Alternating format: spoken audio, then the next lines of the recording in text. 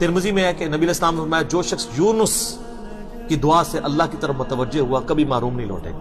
ला इलाहा इल्ला अंता सुब्हानका इन्नी कुन्तु मिनज़ ज़ालिमीन। सर क्या बात है, क्या बात है। ये सय्यदुल इस्तिग़फ़ार है। दुनिया में अपनी कमजोरी अपने रब के सामने मांगने के लिए बेस्ट अल्फाज, आसान तरीन, मुख्तसर तरीन यही है। ला इलाहा इल्ला अंत, अल्लाह तेरे सिवा कोई माबूद नहीं। सुब्हानक, तू तो पाक है, तू गलती नहीं करेगा। इन्नी कुन्तु मिनज़ ज़ालिमीन, मैं तो गलती करूंगा, मैं तो इंसान हूं ना, तो बस माफ कर दे।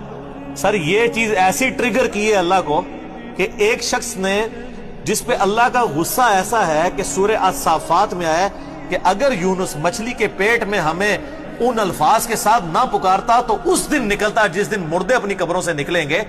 इतने गुस्से वाले मामले में भी वो गुस्सा ऐसा ठंडा हुआ